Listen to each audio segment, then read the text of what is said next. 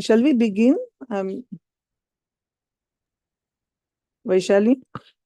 Or maybe Professor Choudhury, maybe wait for just 2 more minutes. Whatever you think, I'm Shall fine. we begin? Okay, I'm happy okay. to. Yeah, Vaishali? because I think we have Professor Choudhury, maybe wait for just 2 more minutes. Just 2 more minutes, yeah. Absolutely no problem. Okay, I'm happy okay. to. Yeah, Vaishali? because I think Yeah. Professor Choudhury, maybe wait for just 2 more minutes. Just 2 more minutes. I have absolutely no problem. Please do it as per your convenience. Yeah. Vaishali? Because I think Yes.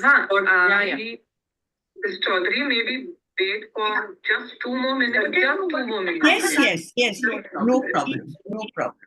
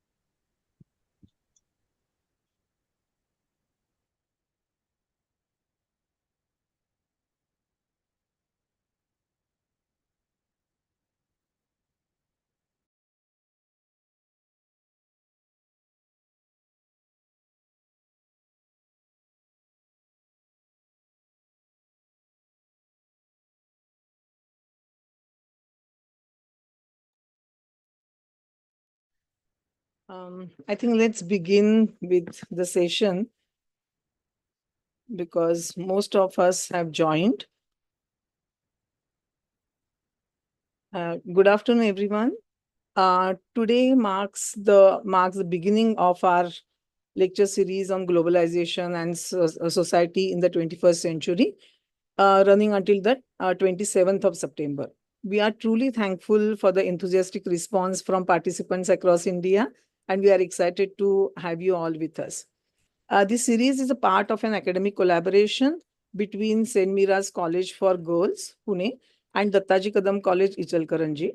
We are also fortunate to have the Department of Sociology, Central University of Odisha, Koraput, and RC14 of Indian Sociological Society on board as partners for this series. Before we begin the program, I would like to extend a warm welcome to the principals of both colleges, Professor Jaya Rajgopalan of St. Mira's College and Dr. S.M. Maner of Dattaji Kadam College. Their consistent support has made this collaboration and particularly this lecture series possible. We are delighted to have them here with us for the first lecture. I would also like to take this opportunity to warmly welcome today's esteemed speaker, Professor Maitrayee Choudhury. I want to briefly touch on the academic collaboration that has brought us to this point. Now, in its fourth year, this collaboration was born out of a shared belief that two colleges from different socioeconomic and cultural contexts could benefit immensely by learning from one another. And I'm pleased to say that this has been a very, very rewarding journey. Over the years, we have hosted faculty exchanges covering topics like film analysis, sociology of music, challenges faced by DT&T communities, cinematic sociology, and preparation for NETSET exams. Additionally, we completed a comparative research project on healthy food practices across social classes and castes, which provided valuable insights into the challenges involved.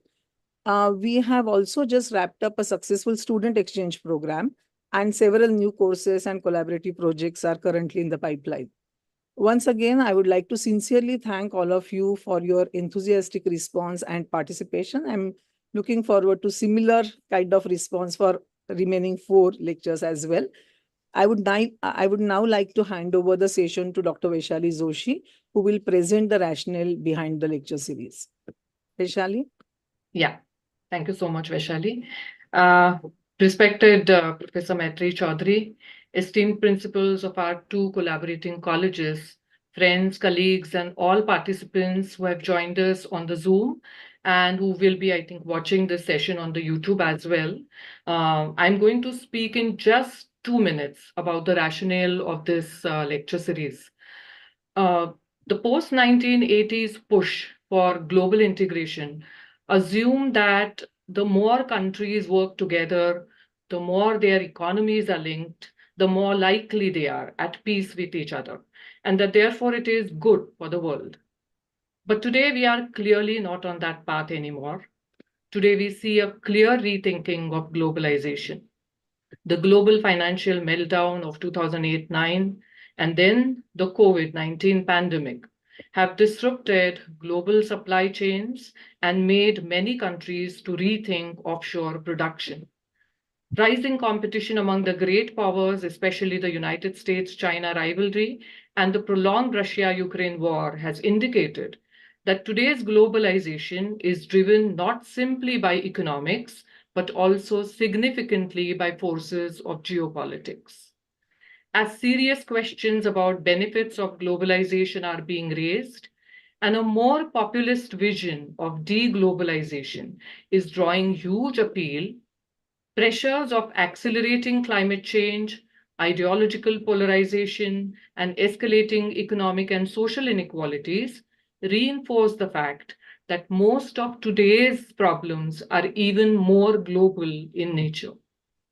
So this lecture series on globalization and society in the 21st century is an attempt to reiterate that we are witnessing a different kind of globalization in the 21st century, and therefore we need 21st century glasses, conceptual tools, and interdisciplinary frameworks to understand how globalization is redefining our social world. This lecture series aims to draw attention to the complex patterns of labor, media, food, health, and well-being emerging from the global-local interface. The lecture series highlights the need to draw inputs from interdisciplinary discourses to engage today's pressing issues. We are indeed privileged to have Professor Maitrayee Choudhury to deliver inaugural address of this lecture series.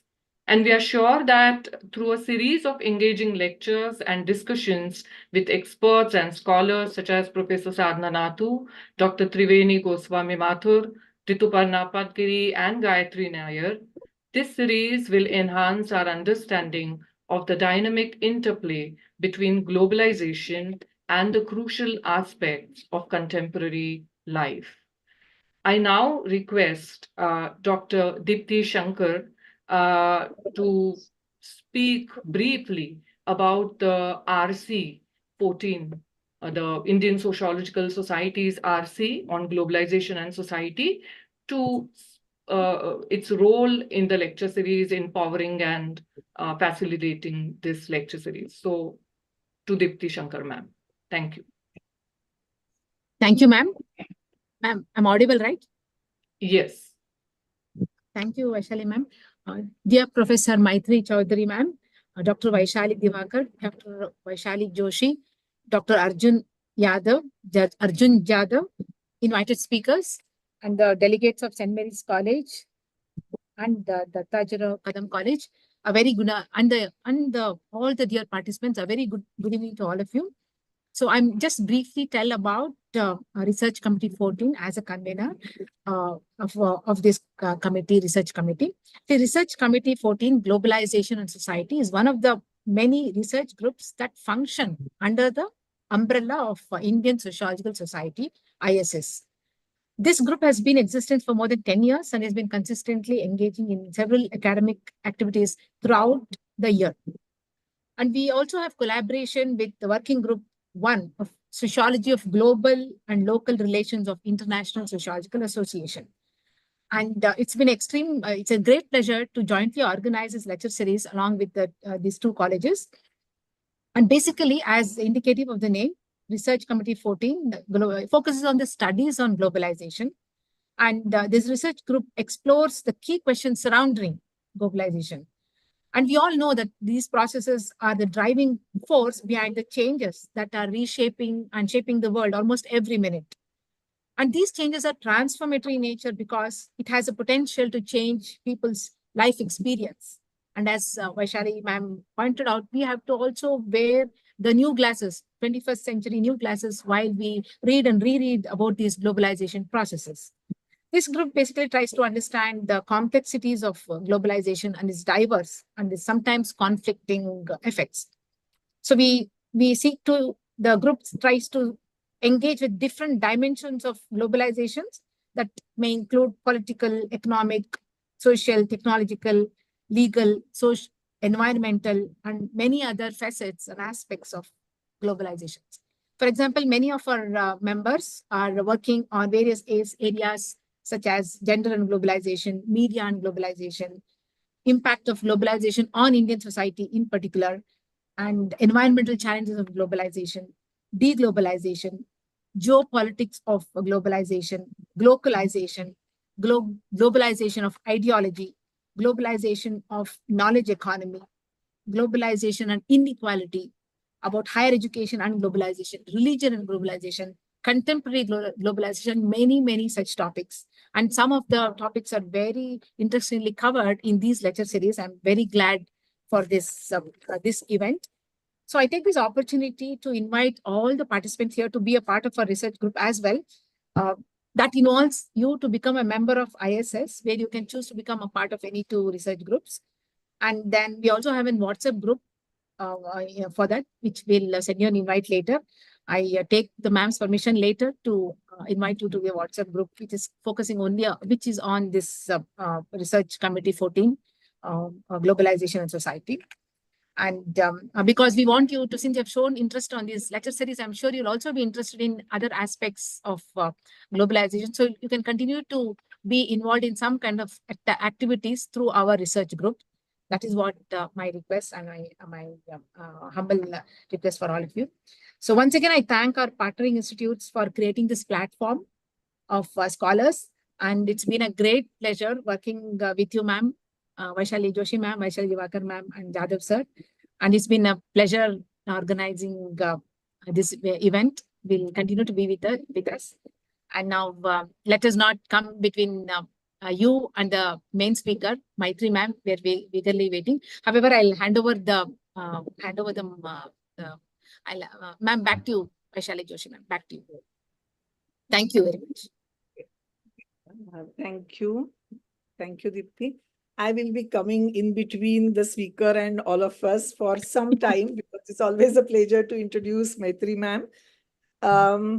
It is both an honor and a pleasure to introduce today's esteemed speaker, Professor Maitrayee Choudhury. Professor Choudhury, a renowned sociologist, has had a long and impactful career, having recently retired from Center for the Study of Social Systems at Jawaharlal Nehru University, New Delhi. Professor Maitrayee Choudhury is currently the president of the Indian Sociological Society. Her leadership is said to play a key role in challenging conventional sociological practices.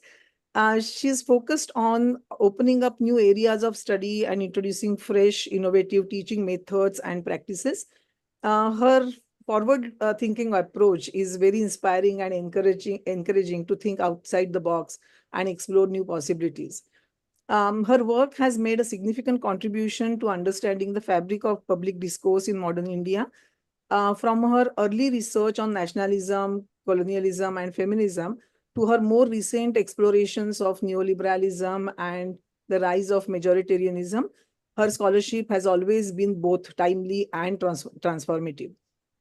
She brings not only a wealth of knowledge, but also global perspective, having served as DAD visiting professor at Albert Ludwig University, Germany, and a visiting fellow at Harvard University and University of Massachusetts.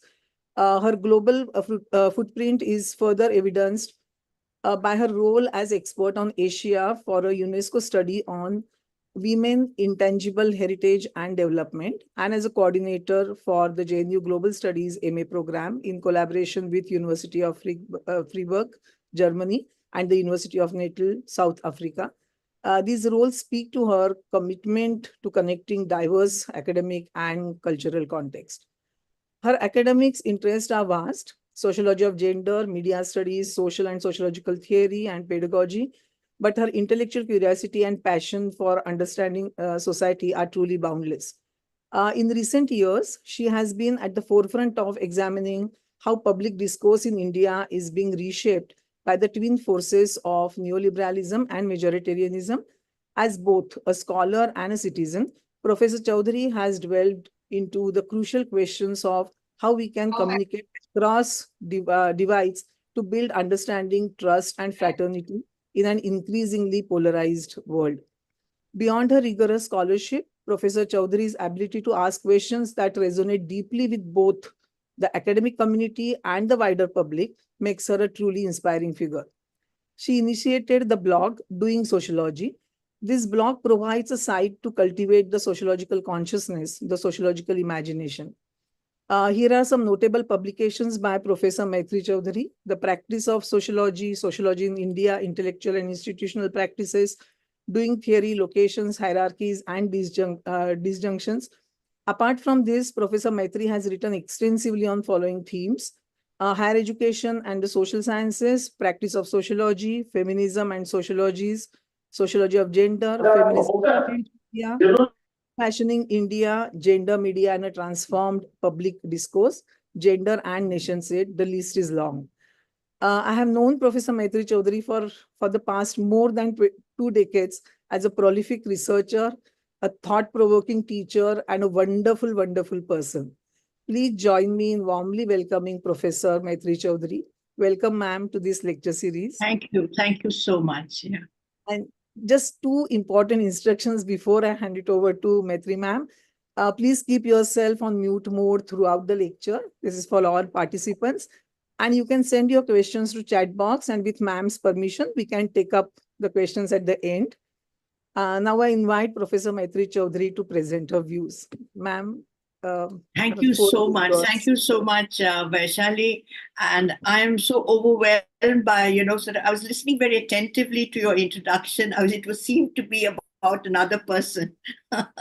So I am very, very delighted to be here today, particularly delighted at the possibility of collaboration between, as Vaishali mentions, two very different kinds of colleges located in different contexts, a Department of Sociology of Central University in Orissa, as well as RC14.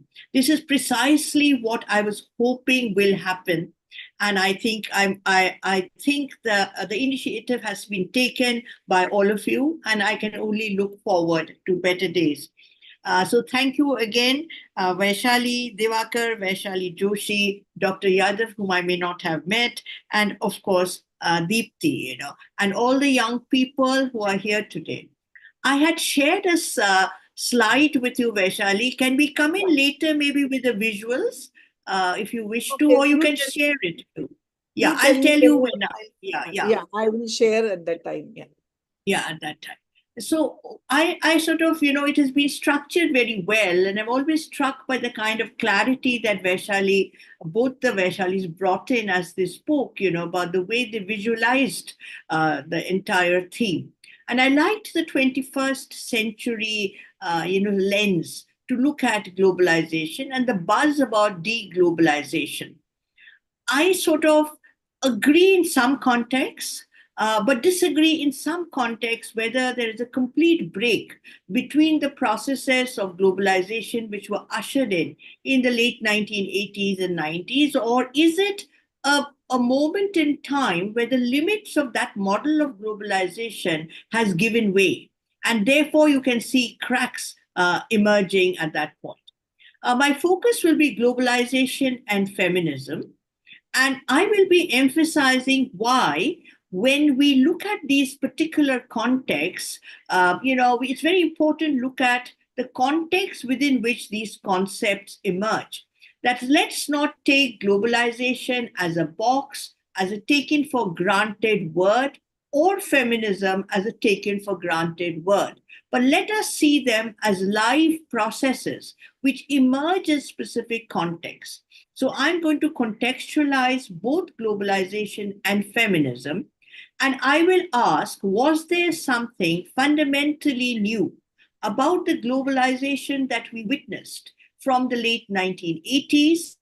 Or was there something common much before 100, 200 years ago? And is this a moment where we have a new beginning, or is it a similar process acquiring new forms and, in a certain sense, showing cracks because there are certain fundamental structural imperatives of the model of globalization? Likewise, I want to look at feminism at the past in the context of the heydays of globalization and in the contemporary context. So, what I plan to do today is I rest my presentation on the premise that both words and images embody histories. And I'll be sharing pictures of advertisement, pictures of older pictures of women's movement to convey to you what was the manner in which the gender question of feminism emerged at an earlier period, and what is the kind of images which are projected today, and how they embody histories. Why do I emphasize contexts and the relationship between context and concept? I do it primarily because, as a teacher, very often we find in our educational system, there is a tendency to see concepts as givens and not see concepts as live events which emerge and change in specific contexts. Contexts change, they always change. My times in college were different. Young people in college, their times are different. Our clothes change, our food changes, our homes change, our work changes, language changes, and so do ideas. And importantly, concepts are not just the difficult terms in sociology textbooks or gender textbooks, but concepts are basically ideas.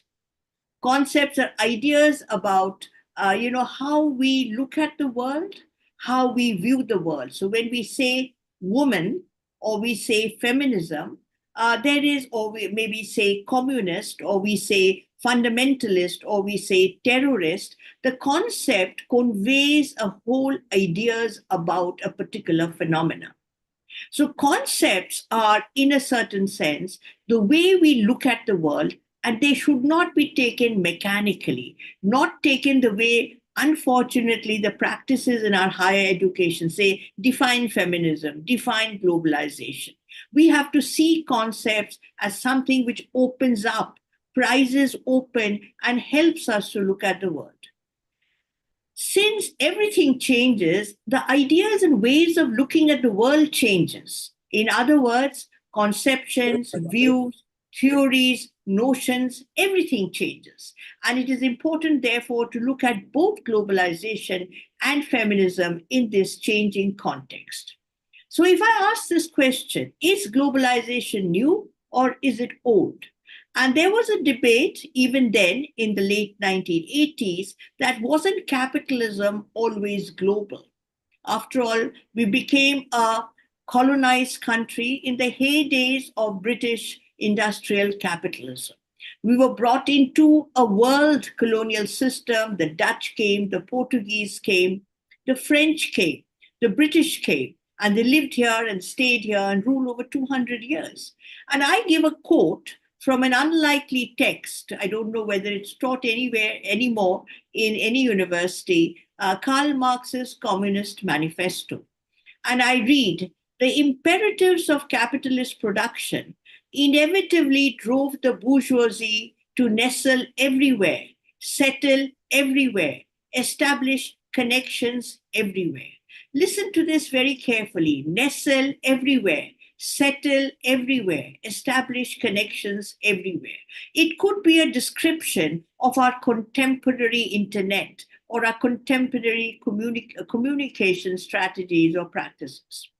The juggernaut of industrial capitalism constituted the most basic source of technologies, resulting in annihilation of space, helping to pave the way for intercourse in every direction, universal independence of nation, in contrast to a narrow-minded provincialism that had plagued humanity for untold eons. So here, Marx, who was a critique of capitalism, the text is called Communist Manifesto, but he sees a positive implication in this process of moving out of narrow-minded provincialism.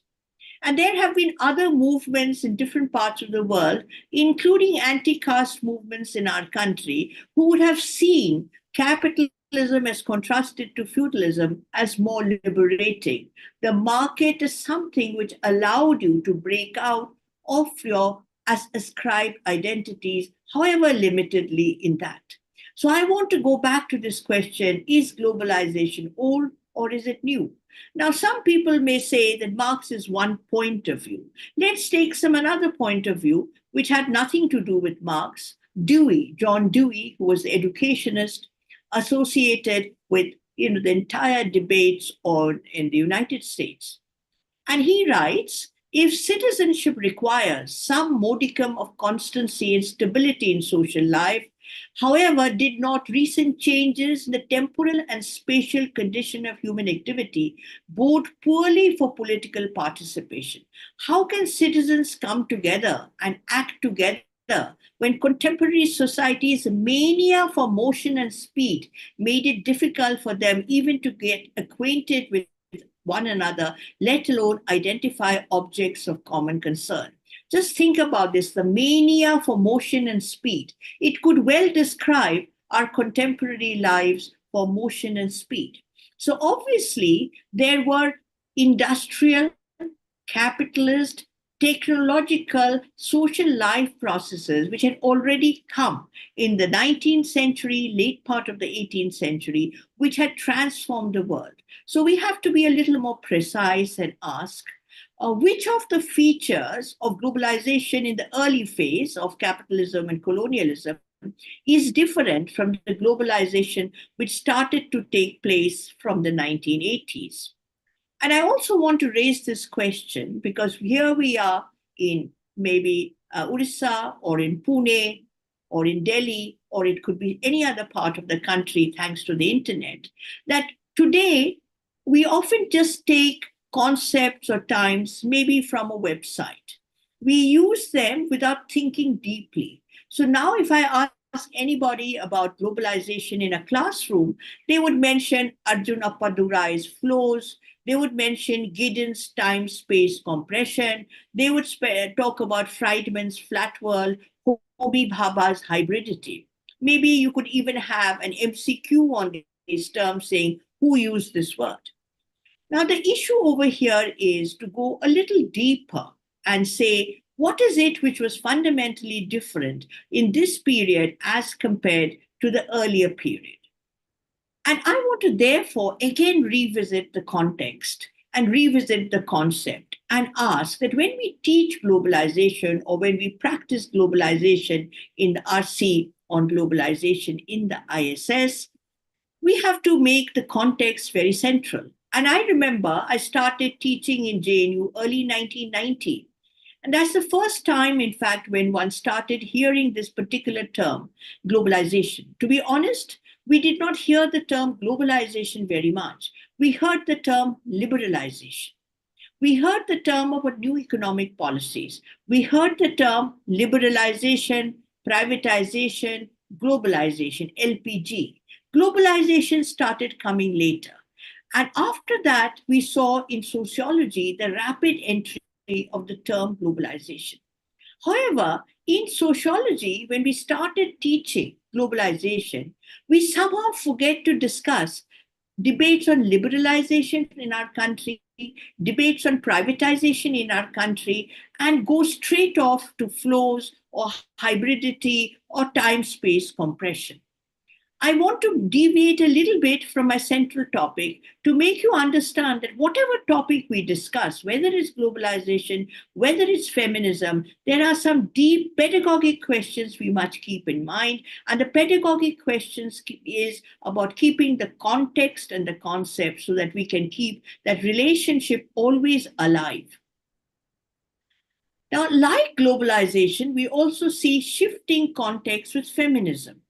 Say, when I went to college in the late 1970s, we never used the word gender. The only time we used the term gender, and if you went to English medium schools, there was Wren and Martin and Wren, and the grammar book, and gender meant feminine, masculine, neuter, or purush, stri, ling. Ling was the only use of feminism or gender.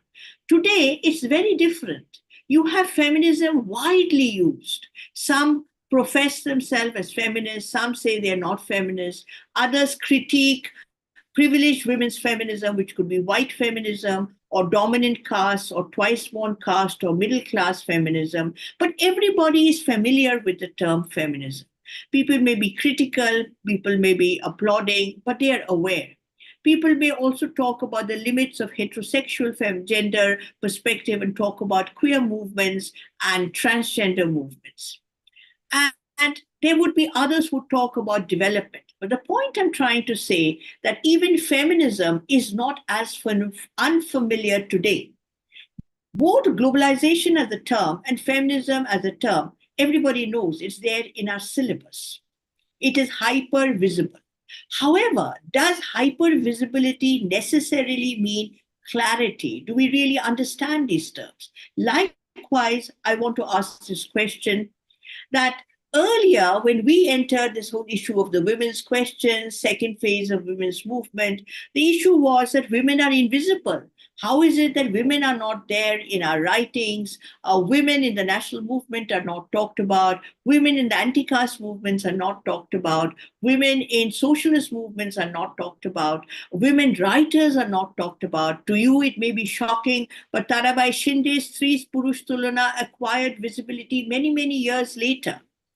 And it was thanks to the second phase of the women's movement that the first phase of the women's movement and scholarship on gender, on feminism, on intersectionality became visible. So it's very important not to see either feminism or globalization in compartmentalized bits, but to see it as a historical process. I also want to ask this question that today gender is hyper visible. Everybody is talking about gender. Even advertisements talk about gender. Fair and Lovely talk about empowerment. We have advertisements which show how a woman doesn't want to get married because she wants to be equal and have a job.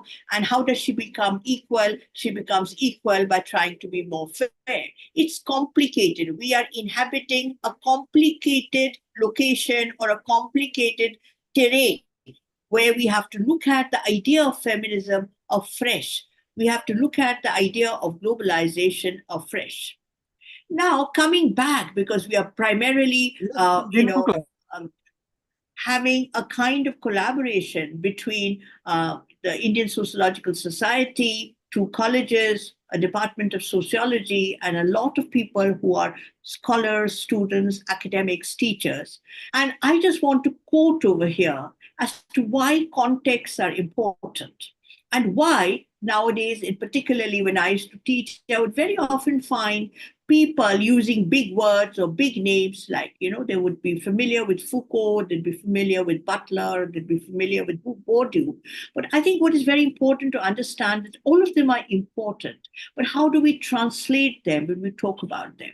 So I'm going to do a slight quotation over here from Bourdieu, 1999, where I want to buttress or support my emphasis on context, particularly in the academic world. So he writes that intellectual exchanges are subject to many structural factors which generate a lot of misunderstanding. And he emphasizes the first factor, that texts circulate without their context. So globalization will circulate as a concept without the context. Feminism will circulate as a concept without their context. The fact that texts circulate without their context means they don't bring with them the field of production of which they are a product.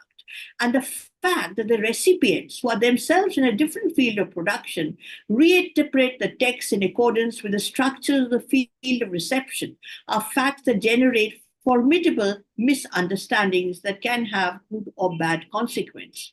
And it happens to us all the time.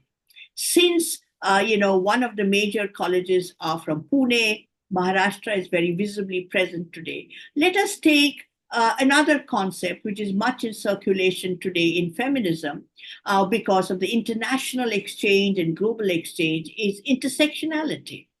And we are familiar with intersectionality, that Crenshaw used this term, and it means attention to the intersection of class, caste, race, gender.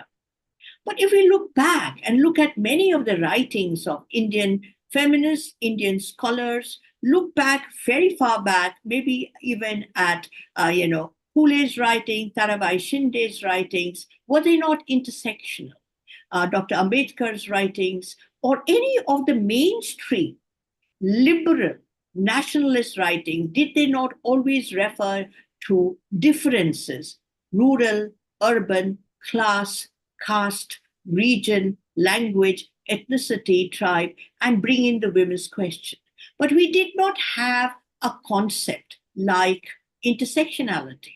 So even, say, maybe in Savitribai Phule, where you would have an actual caste gender perspective being developed by Sharmila Rege, and which has flowered and flourished in so many multiple ways, even then intersectionality will be referred with Crenshaw and not maybe with much more local context.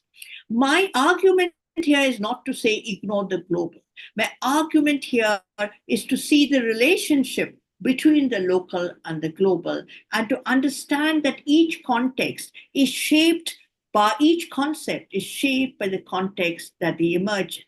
So when I was writing the introduction of my volume, Feminism in India, I was being sort of constantly wondering, and a lot of people told me that how can you write a conceptual history of feminism in India? Because we never debated feminism in our country. We did people who did protest march or took up women's issue or women's question, but where was feminism being debated?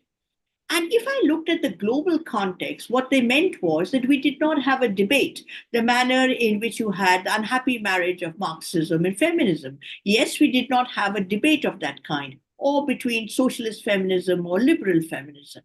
But we did have debates, but those debates were not necessarily articulated within academic forum.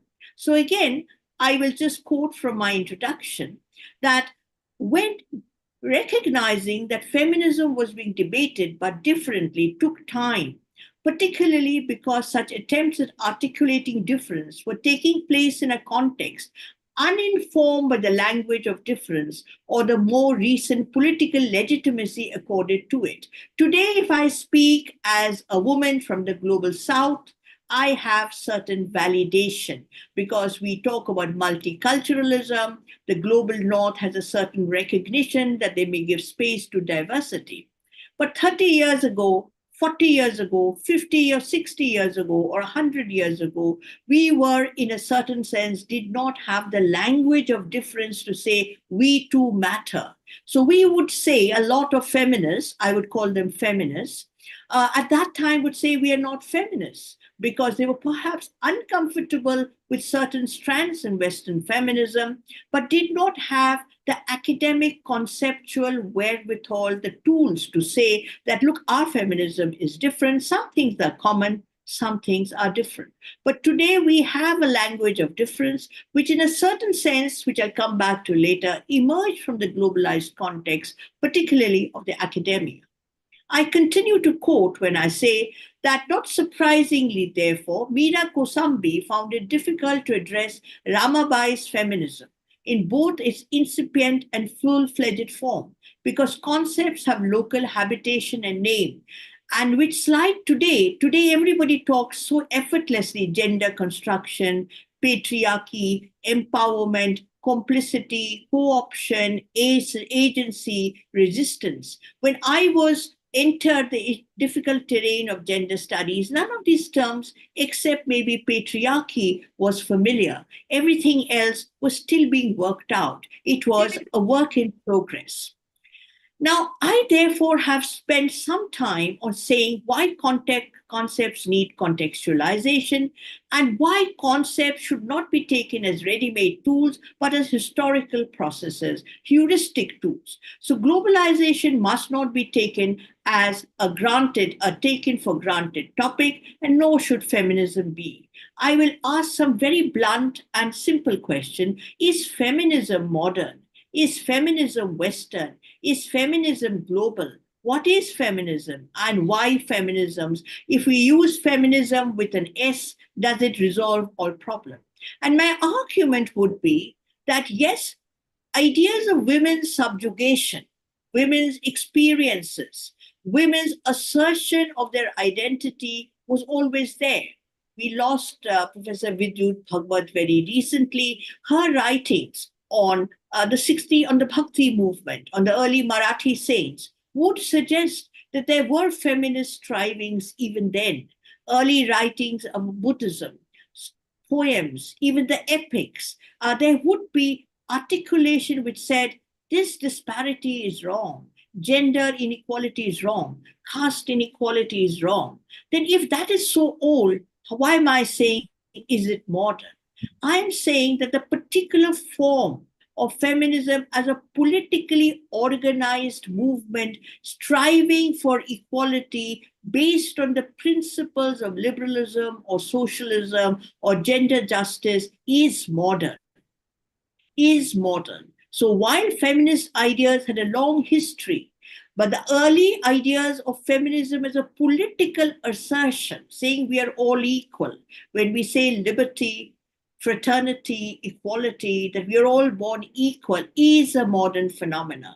The strivings were as a political assertion, formation of liberal movement, socialist movement, feminist movement, suffrage movement, questions of the control over the body, questions of rights for every individual. Our constitution is modern. So I would go by the position that feminism is modern.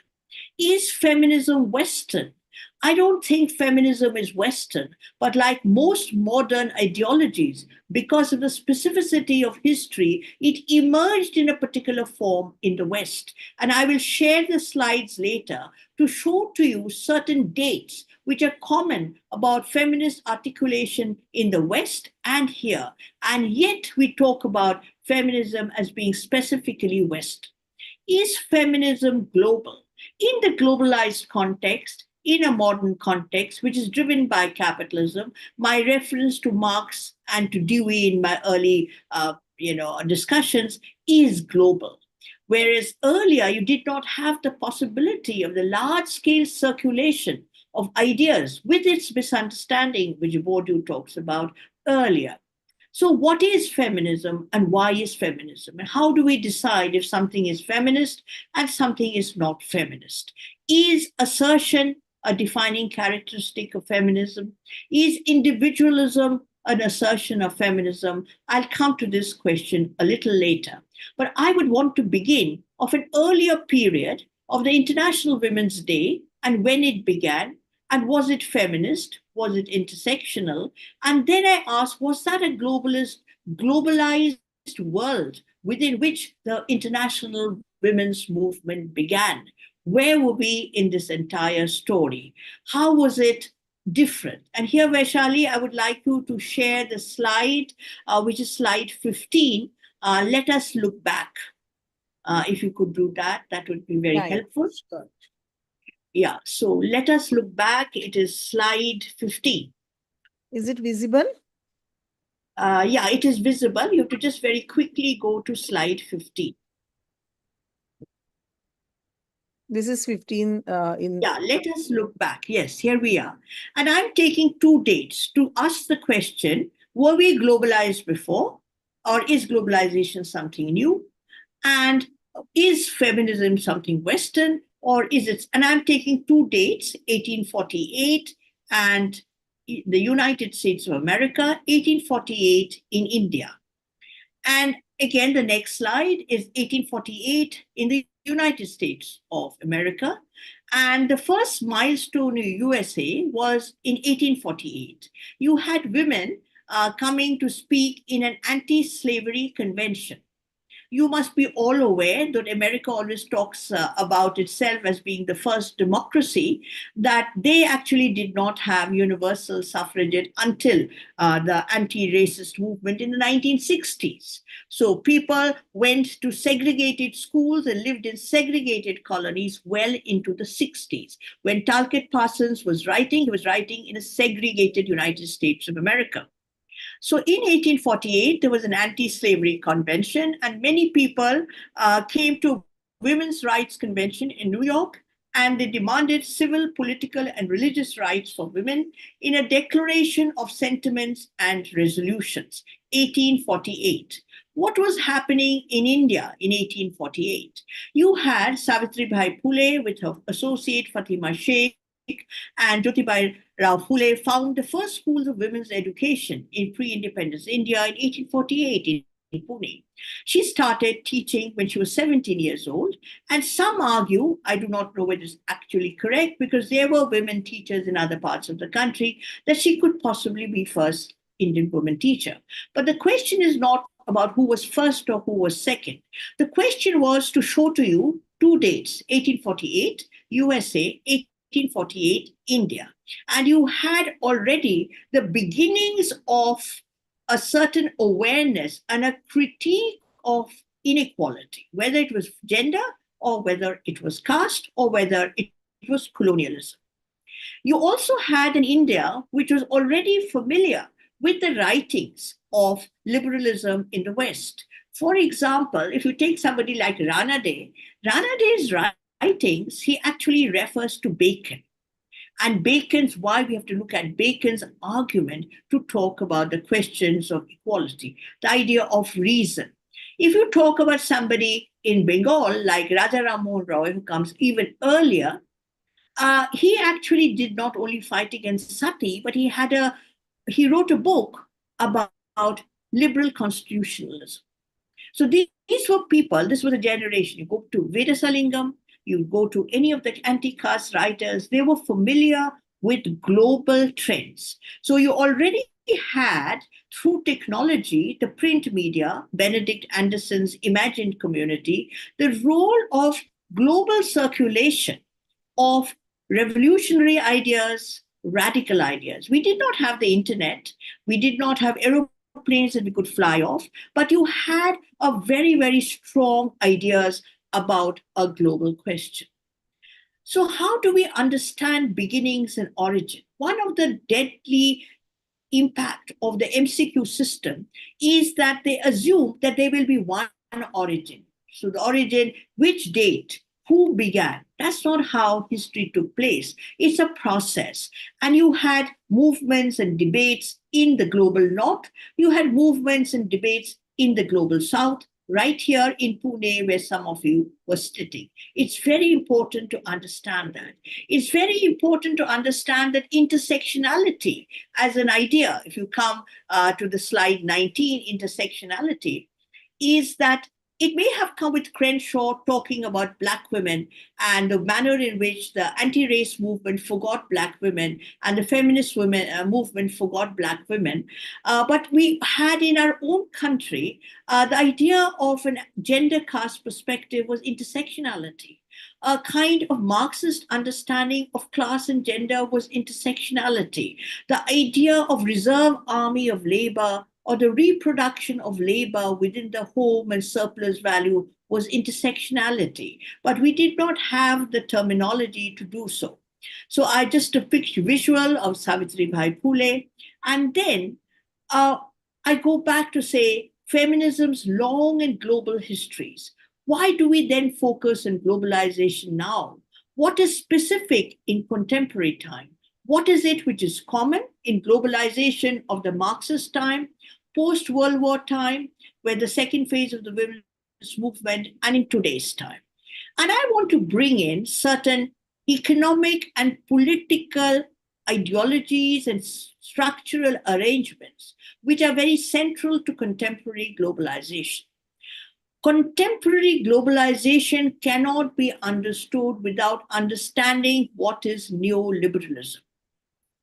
Post-World War II, when we had a kind of consensus about the world, the rise of international institutions, a commitment to certain kind of peace, and a certain kind of commitment to state social welfarism or Keynesianism, the idea that we have to make sure that we move towards a more just and equal society seemed to have collapsed.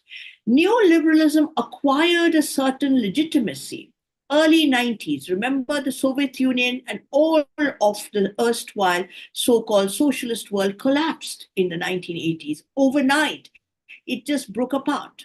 And you had a celebration of capitalism and free market economy and liberal democracy. They said, Friedman said, it's a flat world. Everything is now equal.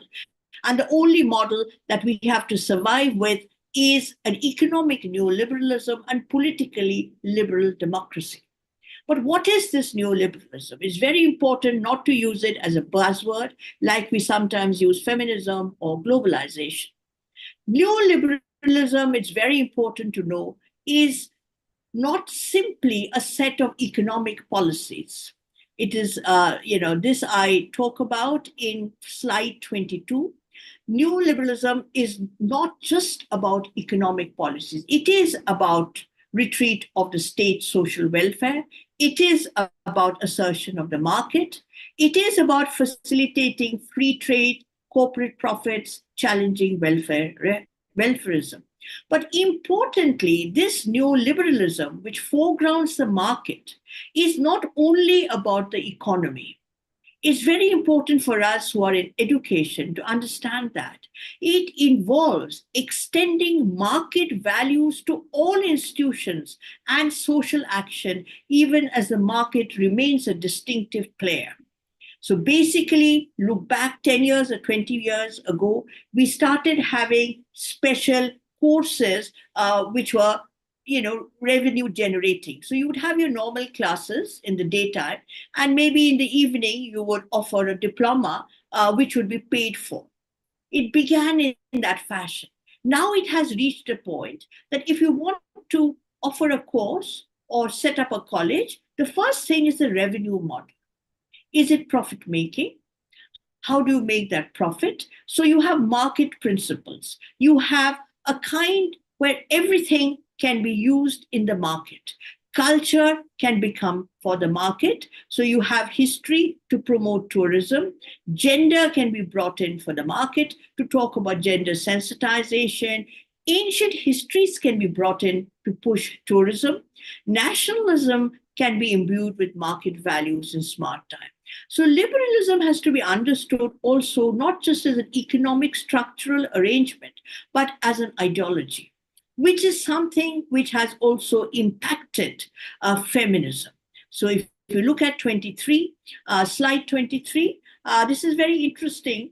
In fact, Nancy Fraser refers to this, that in 2018, you had a billionaire, Sheryl Sandberg, and a leading exponent of what is called corporate feminism, was counseling women that toughness and success in the business world was the royal road to gender equality. The world would be a better place if only half of all countries and companies were run by women and half of all homes were run by men. And that then we shouldn't be satisfied until we reach the goal. Nothing wrong with this idea that all our homes should be run by men, half the companies should be run by women. The problem here is that in this corporate feminism, we forget the marginalized. We forget how neoliberalism may make us richer through mutual funds, maybe investment in the market, maybe giving us new opportunities, but in a certain sense may dispossess people of land, of employment, etc., that it is an unequal process. Neoliberalism without the support of state social welfare means deepening inequality. So today you would have more focus, if you can see slide 24, 5 powerful women CEOs in tech India. And I was looking at all the studies that I did during the 1990s and 2000. Only the rich and the beautiful seem to be in our media. Look at this picture. This picture is also of an International Women's Day. But this is the socialist origins taking place of textile workers. Some of the struggles were in the United States of America, asking for better wages, maternity benefit, working hours, certain kind of holidays which were taking place. And this is an image which is very different from the image of the CEOs. How often do we see an image of the socialist origins of the International Women's Day when we have all our happy birthday, wishes on International Women's Day today? So in 2018, there was a reassertion because as, both Vaishali mentioned about the change on the globalization framework, you started having countrywide assertion strikes taking place against the alliance of patriarchy and capitalism that wanted us to be obedient, submissive, and quiet. The feminist strikers in 2018 said, on March 8th, we cross our arms and interrupt all productive and reproductive activity. They refused to accept working conditions than men or less pay for the same work. So you had a certain going back that is globalized feminism only about CEOs, about Miss Beautiful, fashion, entrepreneurship, successful women, powerful women, urban women, or is it about a more just world? Can we have feminism unless we have women from all sections and men joining together for a just world? Is by being a woman, does it mean you're necessarily a feminist? If you are a woman, but you support certain kind of fundamentalist ideas or whichever kind, then it is against democratic rights, against freedom of both men and women. Now, I want to go back and complicate the story a little more and say, then what is feminism?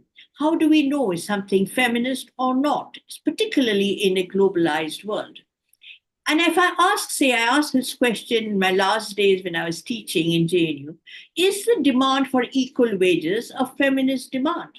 And a lot of my young students say, no, equal wages is not a feminist demand.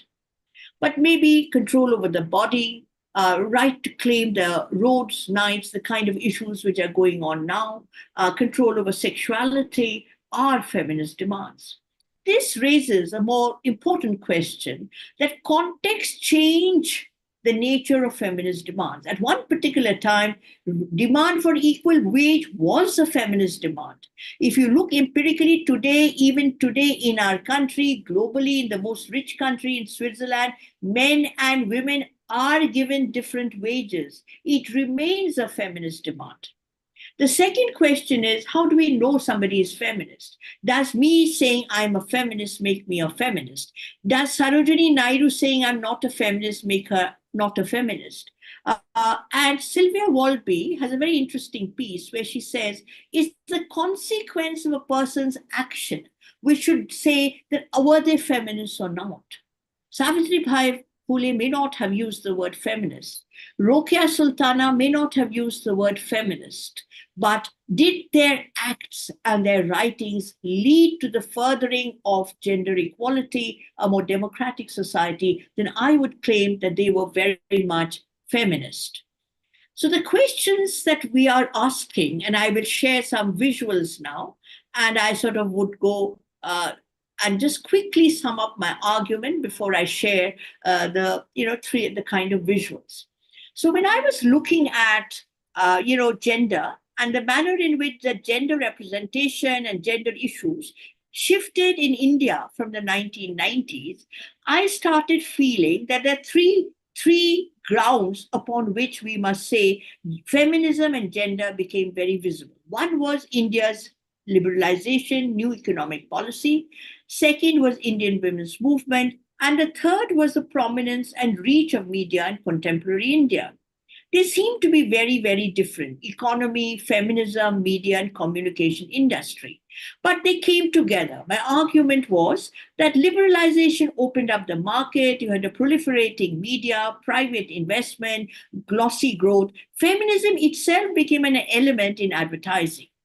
I was looking at some of the research done by advertising companies, and they said we have to have advertising which caters to young women and old women who have more feminist ideas. We also had ideas from the women's movement which percolated to our everyday life. It became part of our everyday life, where young women, young families were much more aware of feminist questions than we were at a particular point of time.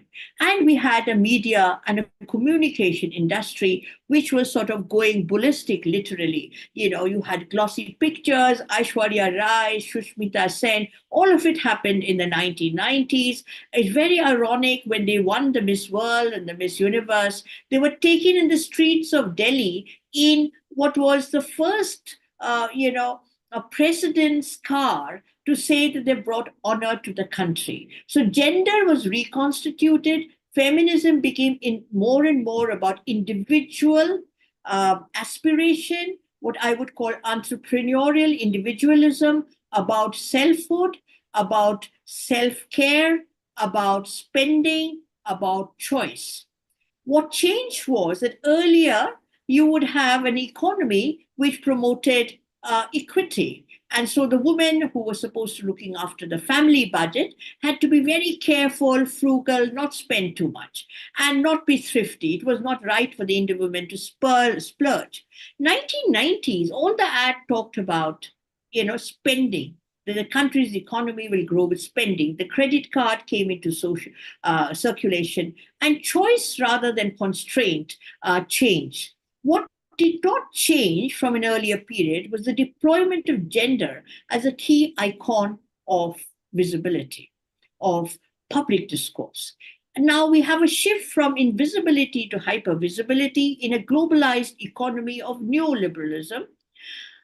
You have industrialization of media and publicity. But my question is visibility necessarily democratic or feminism? Say today we are having this talk. I saw my pictures everywhere. I saw the outright. It is part of the context that we live in. The publicity is necessary, but the publicity should be carefully done with content. Now, I would like to share all the visuals and then maybe have a discussion. Now, the first visual that I'm sharing is 34.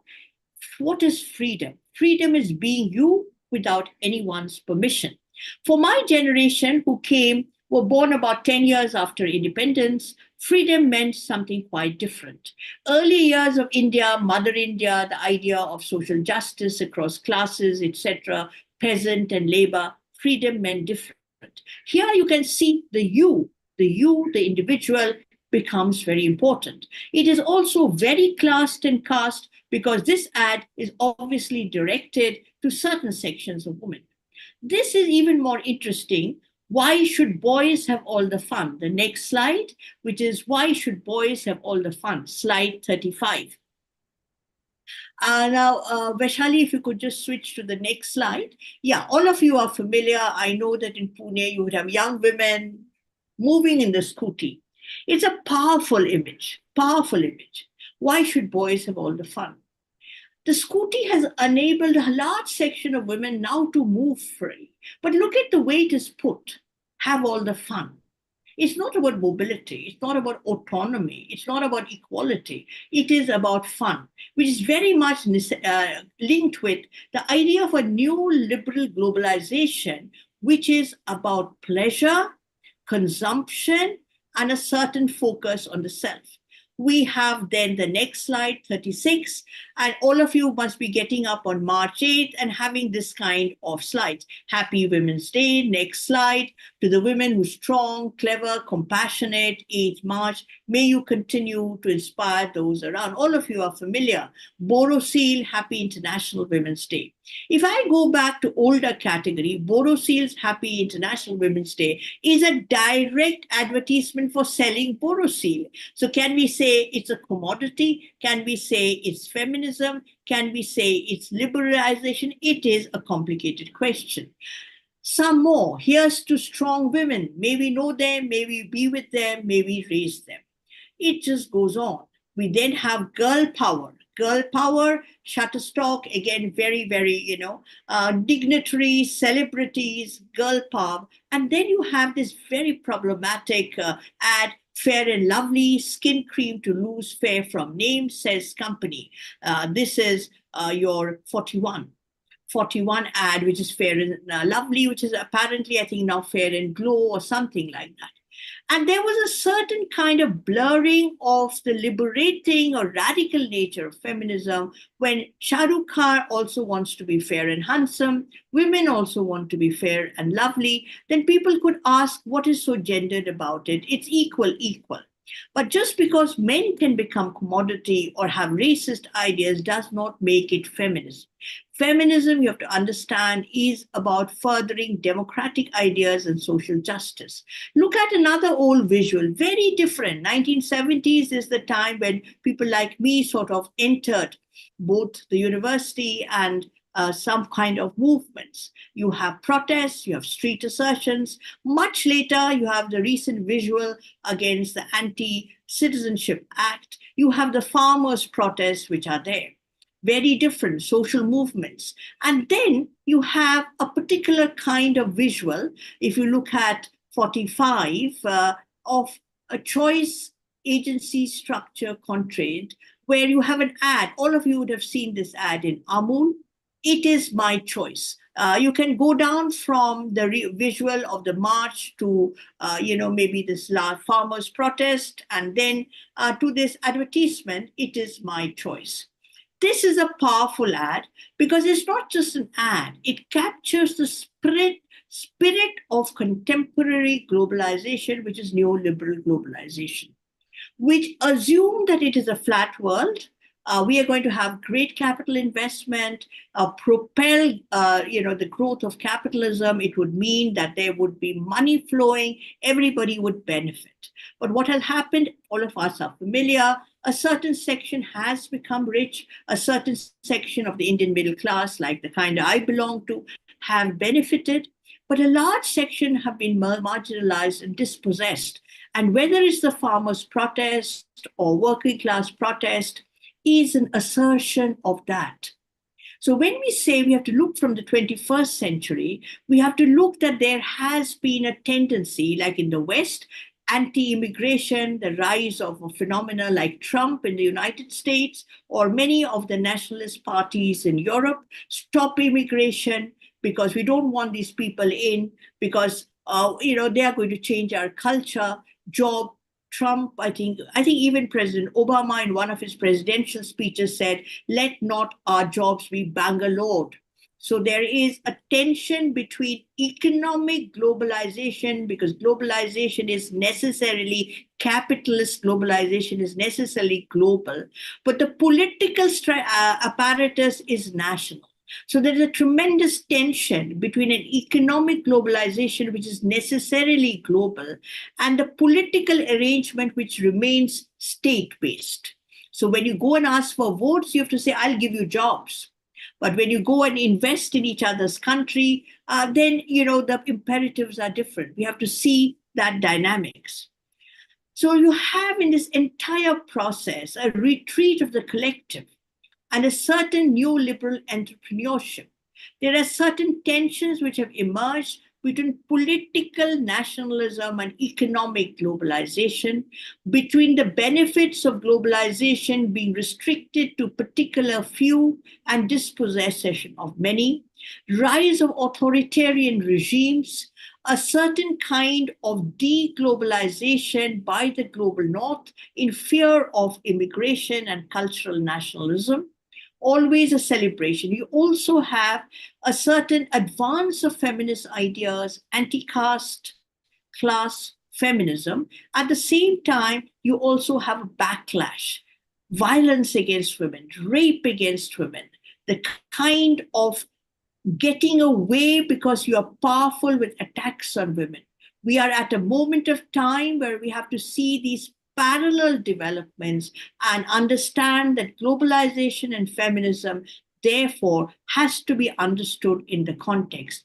We have to talk again back about the core elements which constitutes both globalization and feminism. I may have taken more than my share of time. My apologies for that. And thank you very, very much.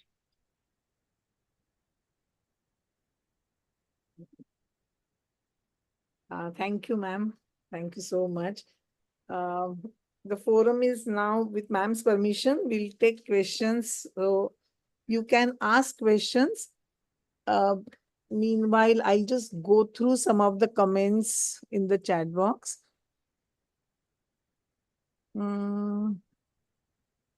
Vashini has one thing which says, ma'am, in your talk, you rightly pointed out the gap between concept and context, shaped by structural differences and misunderstandings. I often find myself rather an awkward climate around, I say, with what I perceive as pseudo-feminism, where the narrative seems to lean more towards male bashing or undermining victimization of the traditionally conditioned women. This makes me question whether my own mentality needs to shift, especially in the light of modern Indian and globalized feminism.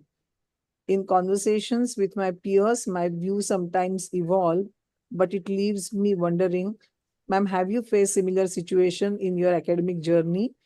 And how did you navigate them? What advice would you give to a master's student like myself exploring gender studies and grappling with these conflicting narratives? Yeah. She also has one more. So shall I just read that? Yeah. Ma'am, to add to my previous question, I often feel that while there is a wealth of feminist literature addressing nearly all societal challenges under the sun, while much of it seems to remain on paper rather than translating into real, tangible change, though we see some progress around the country, the depth of change, especially in the context of contemporary world, often feels lacking. What is your perspective on this gap between theory and practice? Additionally, as sociology students aspiring to be future sociologists with an interest in gender studies, what would be your advice to those of us who want to make a meaningful impact in this field? So there are many things, I think. Shall I just go through the questions only, or? Yeah, you could, and then maybe some of them will be common, right? Yeah. No, she has added actually many questions in these two comments. So would you Yeah. like first to go with Yeah. hers? Yeah. Yeah. Yeah. In case I've sort of read it wrongly, just correct me. But basically, I can understand that what happens is that you feel that there's so much talk, but has any action taken place? If I'm right, that is basically what you're trying to say.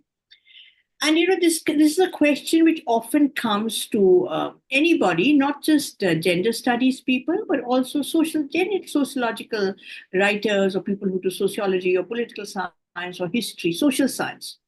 And I often answer them that supposing you're a natural scientist, nobody asks you that, have your findings changed? Because everybody knows you can create a vaccine, you can have an operation, you create rockets, you can have new technologies, you build the internet.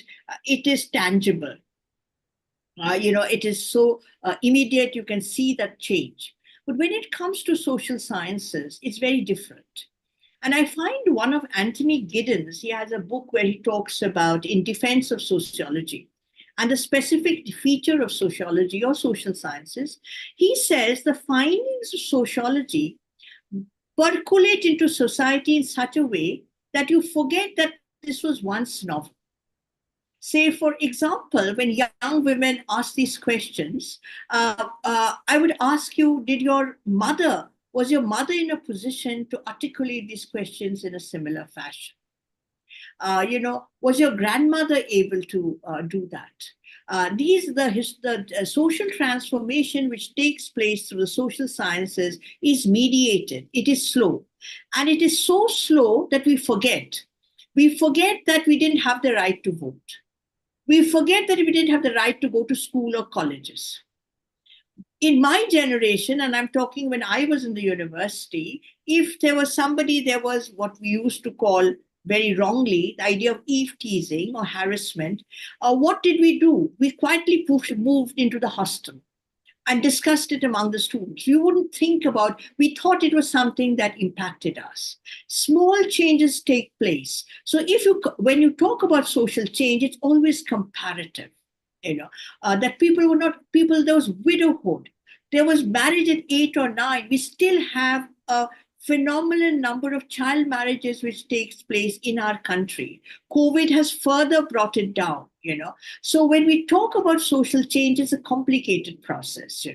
So it's not like saying, oh, you talk about feminism, what have you done? We have created a world where it's easier to discuss it. We have created a world where perhaps when you see it, people listen. You may even have new laws and rules, which may be limited, but it is there. But the changes cannot be comparable to the social science because we have agency, not just agency to bring forth change, but agency to stop change. So we have agency to to say terrible things, to attack people because they're taking up questions of gender, attack people because they are feminist. You know what happened to these Olympic wrestlers, and nobody was brought. They got away with murder, right? In the sense that nothing happened. We've had such instances over and over again in our country, repeatedly, which means what? On one side, you have people who are saying change. Other side, you have very, very stronger people who are saying that, look, they have to be brought back to their knees. बहुत ज़्यादा feminism हो गया. Ab sambhalo, you have to control. So we are in a society where there are two forces. And we have to recognize that. And we have to recognize that social science or education is not political policy. Our role is to train people who hopefully become politicians, lawmakers, journalists, educationists. And we have to study hard, read the text, and see there is so much that we can bring up, so much that we can do, and see. So I agree with you, but let's not get tempted to say, bahut ho gaya, because bahut nahi hua. And that is a lazy thing to do, because we have to read back and say, let's go back and find out what the past, what have they written in the past? Who were the people who acted, which has enabled us to join this internet today and ask questions and put forth a view. This is a world which has been created by people who has made this possible. And I know you all will carry it forward, and that is the idea of this intergenerational dialogues. Thank you. There is one more question from Rajul Pant from Mumbai.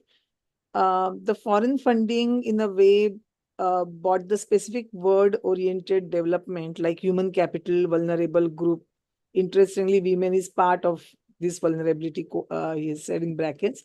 So my question is how to address gender concerns strongly in funded projects, women farmers issues as holistic part in gender and climate context in perspective of globalization. This is a complicated question, a very important question. And for social scientists, I think we have to be always very careful that when we do research, that are we setting our own research questions, or are we going by the needs and diktats or requirements of foreign funding? It may work. It's not that it doesn't work. Sometimes the foreign funding is very good, but we have to have our academic strength to make sure. So is the farmer's question a central question, for example? In our funding, is it in our research program? Is it, or is something else? Are they saying only microfinance? Or are they talking about changes in agriculture? Are they talking about export?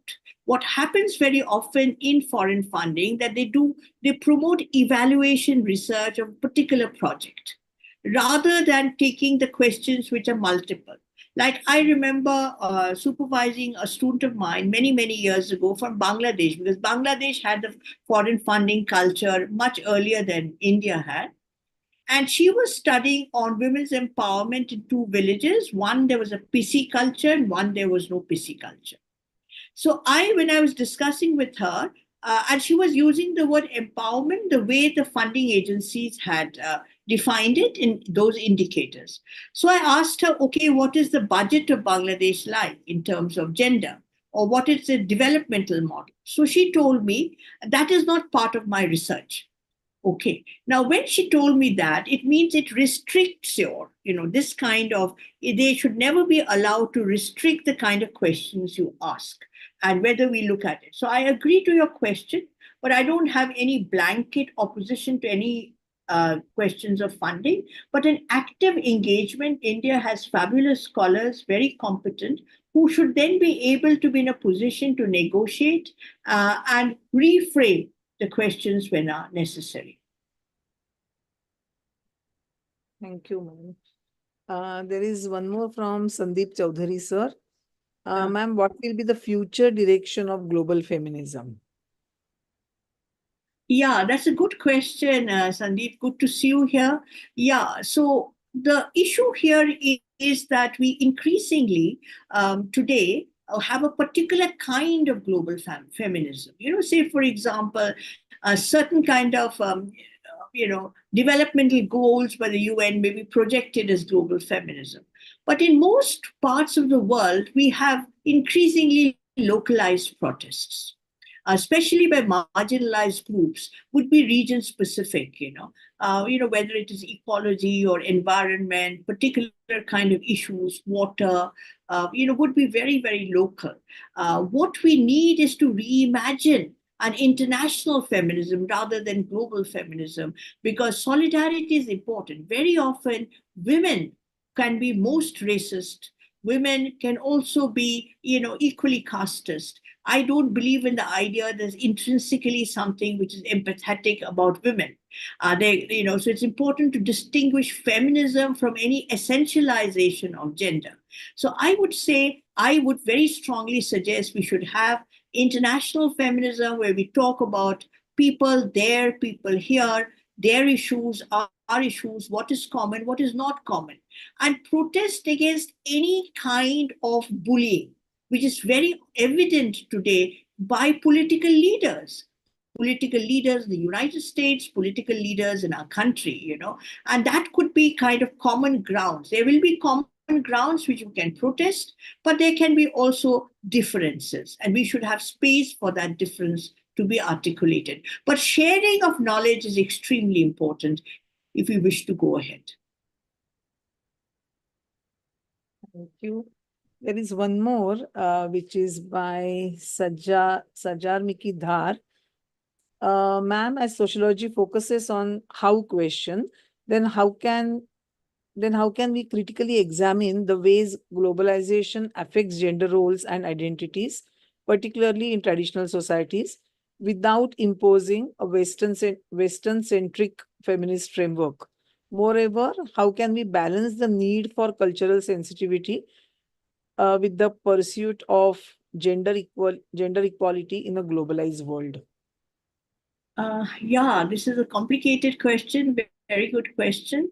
Now, I was very particular that when I talk about globalization, there are different dimensions. And according to me, the economic nature of modern globalization, which rests on certain principles of neoliberalism, whether it is a retreat of the state, market friendly, profit maximization, certain kinds define this globalization. So when we say how does it affect gender roles and identities, it's a double-edged weapon. Like most social processes are double-edged. The idea of a globalized media, exchange of ideas, the internet means that you could have the possibilities of the internet to assert your local identities in the global world. So you could have particular cultural identities which acquire a global space because of the availability of global media. You would have particular forms of globalization which could be consumer oriented, that spend more money, dress up, splurge, make beautiful kitchens, do a kind of a certain lifestyle issues of feminism, which will impact the privileged women. They'll be able to spend it, but it will become an aspirational model for those who can't. So, very tragic, today, for example, the beauty parlor. The beauty parlor is not something now restricted to high end societies. In every lane and bylane of small towns, rural, semi rural areas, you will have beauty parlors. You will have a certain idea of how you should look. Your nutrition may have gone for anything. So my issue is not about a Western centric feminist, but about a consumer centric feminist. Okay, because you could have a Western centric feminist, which is a very liberating feminism. I think liberalism is progressive. I think socialist ideas are liberating. Ideas of justice, equality may have begun in the West at a particular time. They are very, very liberating. So I wouldn't blame something being West centric. That is why I kept talking about Tarabai Shinde. I talked about Rokia Sultana, that were they West, 1905, 1880s. That's a long way back, talking about the gender question in our country, about identity question. So I think we should not say Western and non-Western. We would make distinction whether it is a globalization which helps promote equality and justice, or whether it is a globalization which furthers inequality and a certain model of selfish individualism. That distinction, I think, has to be made.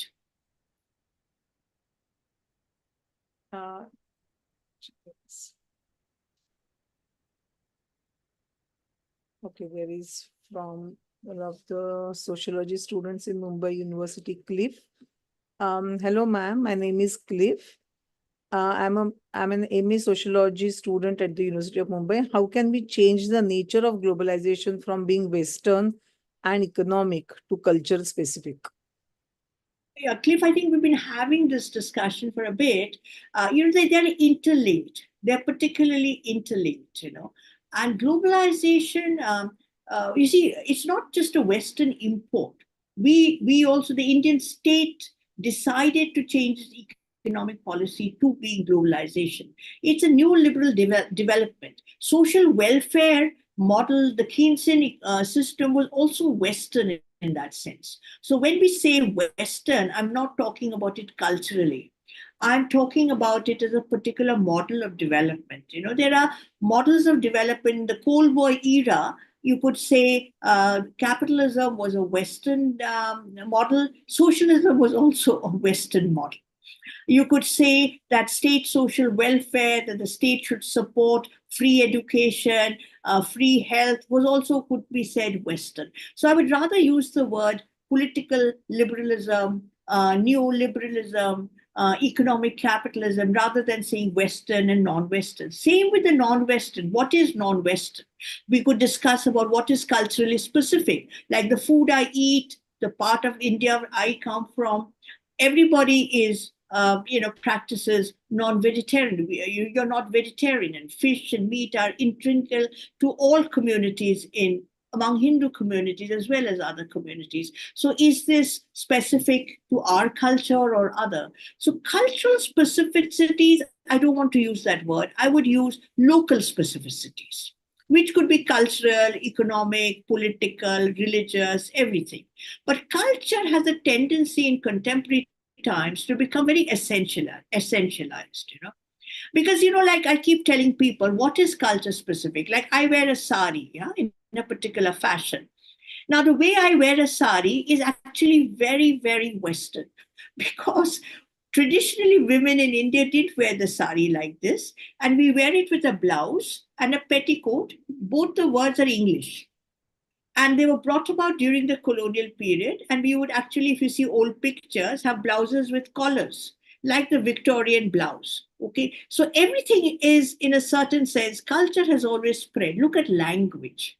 The words we use in, whether it is in Bengali or Marathi or Tamil, so many foreign words are there in our language. So I don't think its culture is always shifting, but I do think our specificity as a political economy, as a political space, as a cultural space is distinct, and not just distinct, but internally differentiated. Internally differentiated. We may have patrilineal societies in some parts, we may have matrilineal in some parts, and we may have matrilineal in other countries. So I think the cultural specific, I sort of appreciate the intent, but I'm a little wary of it. Anyone has any question?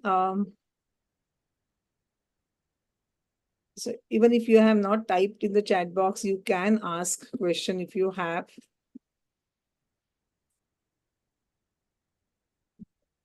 And briefly, I just want to just ask one thing. It's not a question really, just the confusion which I have. Because on one hand, we are saying that consumer-centric feminism, what we are looking at, and all the advertisements, right from like 15 years back when Pond started advertising for Women's International Day, and the way they appropriated this entire language was very, very disturbing, because this is not the feminism which we all were really looking at. So that is one stream of, the way we look at, and probably going to parlors and being a very prim and proper kind of thing, and eyebrows and waxing and all of that. And on one hand, we have a group of people who claim themselves as feminists, and they want to go beyond this kind of, in that sense, compulsive uh, things, that you have to go to a parlor, you have to shape your eyebrows, or you have to go for waxing. And it's not a reactionary for those people. It is genuinely when they feel that this is something which I don't want to do. So is it a direction where we are going towards a better uh, kind of thing? I mean, in the globalized kind of world, is it a better direction, or we are still looking at it as a reactionary thing? It's very complicated, like you correctly said, because it's generational, right? So a lot of people who join the beauty industry, I've heard debates on television saying, it's my choice, right? If I want to do it, it's my choice. What's your problem? I don't have any problem with personal reactions. I think everybody has a right to do it the way they wish over their body, their whatever. I don't think that's the issue.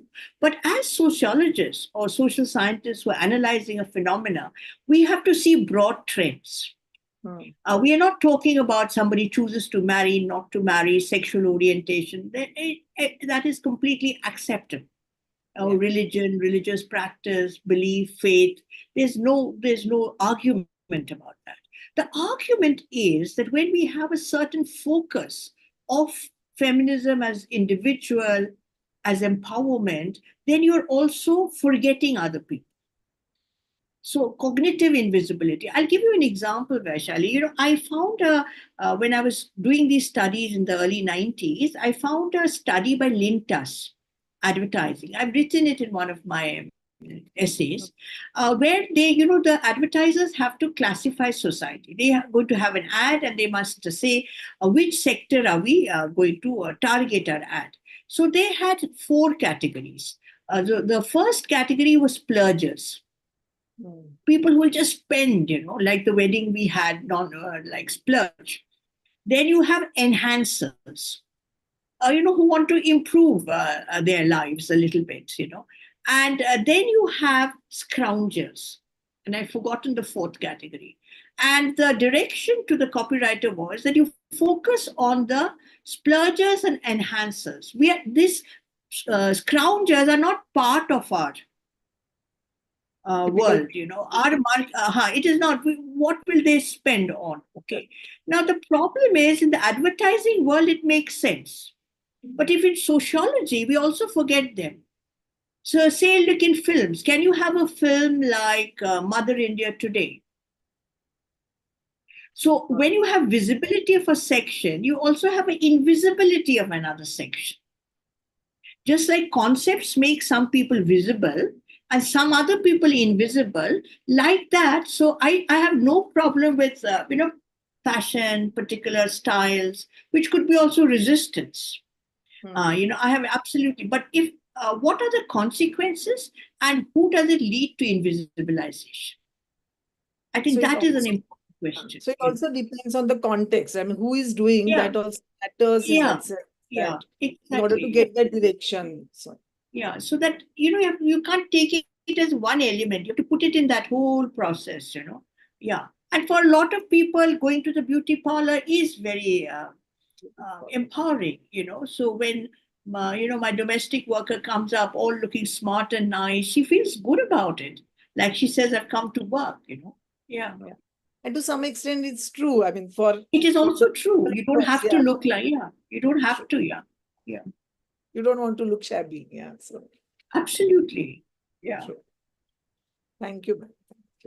Thank you.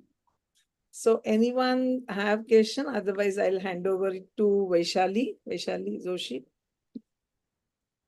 Yeah. It's indeed always a pleasure and a privilege to listen to Professor Maitrayee Choudhury.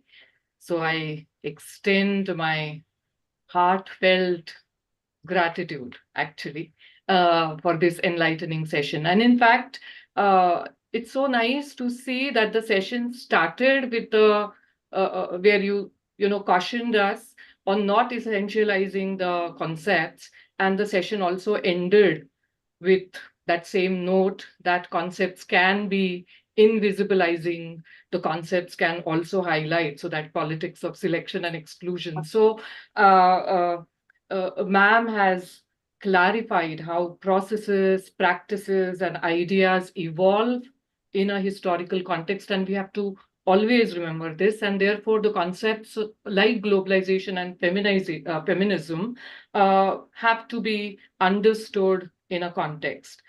She highlighted the need to identify commonalities and distinctiveness of the pre-modern, modern, and contemporary forms of globalization and feminism, and of course elaborated on how we can actually look at the neoliberal economy or neoliberalism as a distinctive feature of today's globalization, extending market values to all domains of social life, and how this neoliberalism as an ideology is impacting feminism and driving it towards corporate feminism, as she very interestingly with the slides showed to us. And lastly, as discussing the dynamics of neoliberal globalization, which is restricting the benefits of globalization to only a few, she reminded us to evolve and go back to the core and emancipating elements of both these concepts of globalization and feminism. Thank you once again, Professor Choudhury, for a very, very enlightening session. And this was the inaugural session, and I hope that all the four remaining sessions would be equally engaging. So this lecture series happens till the 27th of September, and we wish that all of the participants would continue participating in the sessions. I extend my vote of thanks to both the principals, Principal Dr. Jaya Rajgopalan, Principal of St. Mira's College, and Dr. Maner, Principal of the Itsalkaranji Dattaji Kadam College at Itsalkaranji, for always having supported our endeavors. Now this is the 4th year. So for past 4 years, they have been supporting all our endeavors. So thank you so much to both of them. My special thanks to Dr. Dipti Shankar, because we just, contacted her. In fact, Maitrayee ma'am suggested, and we contacted her, and we shared this idea, and like without any hesitation, she extended her helping hand. And the Department of Sociology at Central University of Odisha and the IC on Globalization and Society has facilitated this lecture series. And as ma'am rightly pointed out, this is what, it is this direction that we want these kind of collaborations to expand from the local level colleges to the university departments and to the national level. So thank you so much once again, Dipti ma'am. And of course, lastly, I give my vote of thanks to all the participants for having also raised very important points for discussion, for having a very engaging session. And I would end the session once again by reminding all of you to join on the next session, which will happen on the 23rd of September, and we'll be sharing the links and the poster once again on the group. So thank you so much. And thank you so there's much. the session. Yes. Yes. Such an Thank you, insightful lecture. Thank you so much. Yes, thank you so much. Thank you.